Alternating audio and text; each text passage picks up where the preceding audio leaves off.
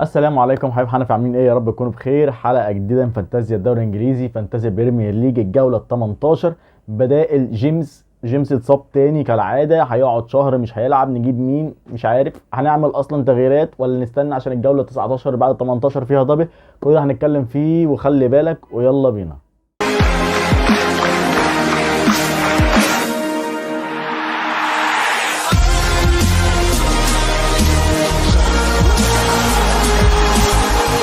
Strike what a goal by Cristiano Ronaldo.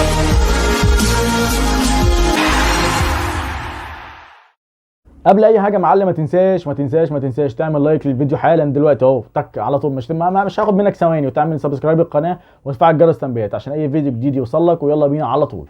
مبدئيا كده نركز قوي في الجوله دي، عشان الجوله دي ممكن تبقى تحضيره للجوله اللي جايه، الجوله ال 19، عشان في دبل جاي في الجوله 19. فهنركز قوي اذا كان تخطيطك محتاجه تغييرات، ولا ممكن تعمل سيف ترانسفير وتخليها للجوله الجايه. ممكن تعمل ميني وايلد كارد كده بماينس 4 ويبقى معاك عملت 3 تغييرات. هنتكلم ده مع بعضينا واحده واحده. الجوله على طول يوم الجمعه الساعه 10 الا ربع، يعني تعال نتكلم على الديدلاين يبقى قبليها بساعه ونص، يبقى الساعة تقريبا 7:15.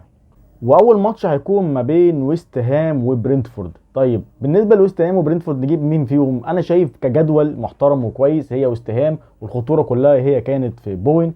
وبالنسبة لبرنتفورد الناس اللي عندها توني اوكي، انا شايف برضه نسبته بدأت تقل شوية. اللي عندك توني برضه خليه، ممكن تيجي ضربة جزاء كالعادة بنقولها، وبيجي لهم ضربة جزاء وتوني بيخش يجيب اجوان ومفيش اي مشكلة خالص. فانت لو ما هتبص لحد من ويست هام مثلا، هيبقى بوين عندك توني يبقى زي الفل، مفيش اي مشكلة. الماتش بعد كده هيكون ما بين ليفربول وليستر سيتي. زي ما قلت الجوله اللي فاتت، الناس اللي ما تطلعش بره تشكيلتك. طبعا نيوكاسل الجوله اللي فاتت كانت بتلاعب ليستر سيتي، وطبعا ماديسون برضه هيفضل اصابه كمان ان الجوله دي مش هيلعب. وهنا نيوكاسل ضربت ليستر سيتي 3-0 الماتش اللي فات. فاعتقد برضه ان ليفربول ممكن تهدف في ماتش زي ده. يبقى عندك مثلا روبرتسون ممكن يكون على الحل مكان ريس جيمس. يعني ده اللي هنتكلم فيه برضه في الماتشات، مين بدايل ريس جيمس واحنا بنتكلم في الماتشات. فانا اتوقع ممكن لو انت فلوسك جايبه البادج بتاع روبرتسون، روح لروبرتسون. ممكن يبقى عندك فان دايك، روح لفان دايك. طبعا ابو صلاح عندنا اساسي، هو اللي هو روقنا في الجوله اللي فاتت، فظبطنا محمد صلاح اساسي معانا ان شاء الله. بالنسبه للباشا الكبير اللي صارفين فيه 9 مليون، نونيز بيه، مش عارفين. يعني انا بالنسبه لي كحنفي، انا هديك اخر فرصه قدام ليستر سيتي. مفترض ماتش سهل، يعني انت ضيعت 4 فرص الجوله اللي فاتت، اما نشوف الجوله دي هتضيع كام. انا من عن نفسي، انا هو عندي انا هدي لك اخر فرصه عندي بالنسبه للماتش ده، اما نشوف ممكن يجيب بدايل مين من الماتش بعد كده. ممكن يجيب ماتروفيتش، الراجل كان مظبط الناس. انا كان عن نفسي كان عندي، وللاسف عملته في الورد كارد وبعد عشان هو معاه 4 انذارات. فانا خايف عشان عندهم دبل الجولات اللي جايه، ياخد انذار وما يلعبش، يعمل لي يعني نيله في التشكيله. فانا لا، هدي فرصه نونيز الجوله دي اما نشوف هيعمل ايه. لو ما عملش يبقى شكرا بالسلامه. ماتشات يوم السبت بقى هيكون ما بين وولفز ومانشستر يونايتد. يعني خلي وولفز على جنب شويه كده. ايه بقى؟ ايه راشفورد، مارسيال، الدنيا ظبطت جميله. ايه رايكم؟ طبعا الناس اللي عندها ناس قليله جدا اللي عندها راشفورد ومارسيال زي حالاتي الحمد لله، والناس الحلوه اللي بتتفرج علينا اللي كان عندها راشفورد ومارسيال. طيب من ضمن الناس اللي هتكلم عليها اللي هي بدائل جيمس، لوك شو. يعني سعره اقل من ريد جيمس وهيوفر لك كمان فلوس في البنك. فانا اعتقد ان لوك شو برضو اوبشن حلو جدا لبديل جيمس. بورنموث وكريستال بالاس، انا عن نفسي ما رشحش حد في الماتشين دول. اعتقد ان الماتش ممل. يعني الناس اللي عندها زها او لسه محتفظه بزها، اللي ما عملهمش حاجه برضو الماتش اللي فات، خلي عندك ممكن نعمل حاجه في ماتش بورنموث، ولعل وعسى يعمل حاجه يعني. فولهام بقى والساوث، طبعا ما فيش غيره اللي مقلقني وفي نفس الوقت مظبط الدنيا. الماتش اللي فات جاب جون واسيست الراجل. فانا قلقان بسبب الاربع انذارات بصراحه. يعني انا لو عايز اجيبك انا هخايف بسبب انذاراتك. يعني انت عندك دبل في الماتشات اللي جايه، فانا خايف تاخد انذار تبوظ لنا الدنيا خالص. بس برضه ايه كترشيحات، طبعا رقم واحد هو ماتروفيتش. الناس اللي عندها لسه اندريس، لو لسه عندك عايز تلعبه مفيش مشكله، عندك ماتروفيتش ممكن تقعد اندريس في الدكه مفيش اي مشكله خالص، الدنيا زي الفل. السيتي بقى وايفرتون، طبعا القنبله الذريه رقم واحد مفيش اي ادنى مشكله، صاحب ال 20 جول. 20 جول يا جدع، اتهدي شويه يخرب بيت كده. القنبله الذريه هالاند طبعا رقم واحد بالنسبه لنا. وبيب جارديولا حب طبعا يتفلسف علينا، راح مقعد كانسيلو دكه. بس احنا ضمننا ان الماتش ده قدام ايفرتون كانسيلو هيبدا اساسي ان شاء الله باذن الله، مفيش اي مشكله. الناس اللي عندها دي بروين اصبر عليه. انا عارف الناس كلها كانت بيقارن الجوله اللي فاتت ما بين دي بروين وصلاح نجيب مين ومش عارف ايه بتاع، الناس راحت لدي بروين، الناس راحت لصلاح، ففئه صلاح هي اللي كسبت، دي بروين اتقل عليه برده، ممكن الماتش ده يرجع مفيش اي مشكله خالص. نيوكاسل وليدز الماتش ده يبقى حلو بصراحه، انا حاسه هنشوف كره حلوه. ليدز برده على جنب شويه. تعال نتكلم عن نيوكاسل. هو رقم واحد طبعا هو ان لو الناس لسه عندها نيك بوب اوكي تمام مفيش مشكله. في خط الدفاع تريفير اللي مظبطنا، اللي عامل لنا كل حاجه حلوه. طبعا ويلز الماتش اللي فات كان خارج القايمه خالص، لسه اشوف المؤتمرات الصحفيه اللي انا بنزلها عندي على الفيسبوك او على تويتر، وهسيب لكم طبعا اللينكات تحت في الوصف، يعني تنوروني وتشرفونا نشوف اخر الاخبار اذا كان ويلسون هيبدا اساسي ولا مش هيبدا اساسي. وطبعا هنتكلم عن خط النص، هو الميرون. انا قلت لك ما يطلعش من تشكيلتك، الراجل ده فايق في فورمه، ماسك فورمه، ما يطلعش من تشكيلتك خالص.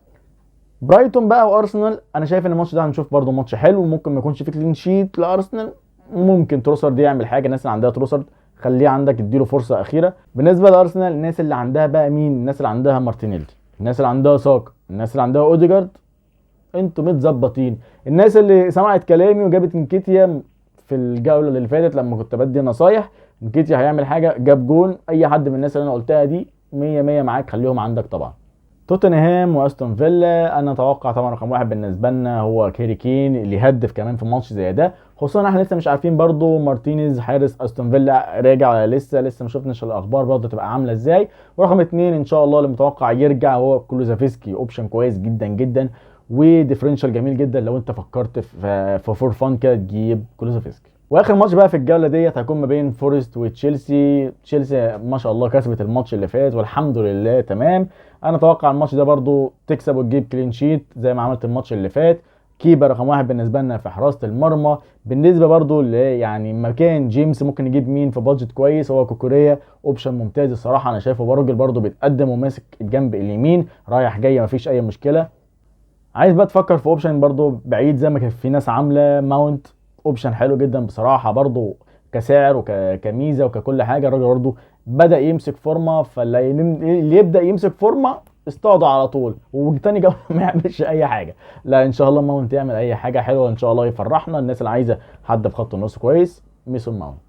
بالنسبه لخيارات الكابتنه رقم واحد بالنسبه لنا هو محمد صلاح قدام ليستر سيتي. هنتوقع الماتش ده صلاح يكتسح فيه يجيب جون ولا جونين ولا حاجه، جونين واسيست على الاقل.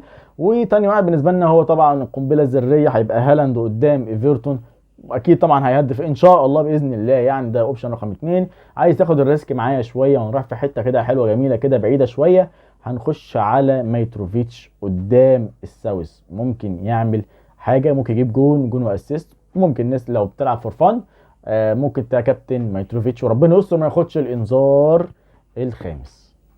في اول الفيديو بتاعي لو انت متابعني انا قلت في الاول خلي بالك، انا قلت خلي بالك وسكت. طب خلي بالك من ايه بقى؟ ان الجوله دي هتخلص يوم 1/1، الجوله اللي بعدها الجوله 19 هتبدا 2/1 على طول، مفيش الموكسنج داي ده وقته ضيق جدا جدا جدا، حتى انا مش عارف هقدر اصور للجوله الجايه ولا لا. بس تعالى اقول لك ان الجوله 19 هيبقى فيها فرقتين عندهم دبل.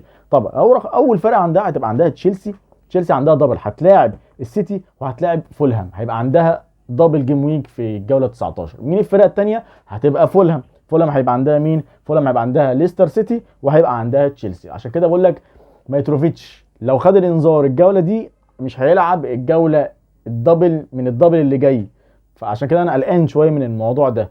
طيب نعمل ايه في الموضوع ده؟ قدامك حل من اتنين بالنسبه للتغييرات. عايز تعمل تغييرات بالنسبه لريس جيمس عشان هيقعد فتره كبيره وسعره هينزل، عايز تجيب حد يبقى من الاسماء اللي انا قلتها يبقى معاك تغيير خلصته خلاص اركنه على جنب. عايز تصبر للجوله 19 يبقى عندك 2 ترحل التغيير بتاعك للجوله اللي بعد كده يبقى معاك 2 تغيير فري. ممكن تعمل ماينس كمان 4 يبقى معاك 3 تغييرات وتظبط تعمل ميني وايلد كارد كده تظبط فرقتك، تشوف نونيز هيظبط ولا مش هيظبط والكلام ده كله. برضه دي حاجه ترجع لك، دي اوبشنز انا بقولها لك والخيار ليك في الاخر. قبل ما انهي حلقتي بقى انا عايز اشكر الناس اللي فعلا اللي بتدعمني وبتعمل لايك للفيديو او بتعمل سبسكرايب للقناه او تفعل جرس التنبيهات عشان اي فيديو جديد يوصل لها، او الناس اللي تخش تسالني على تويتر او بنزل بوستات على تويتر بقول له اي حد عنده اسئله او اي حاجه بناخد اراء بعض. بشكر الناس برضو تبعت لي تشكيلاتها عشان اقول لهم رايي فيها او اي نصايح فيها. اشوفكم ان شاء الله الفيديو الجاي ان احيانا ربنا ان شاء الله. سلام عليكم.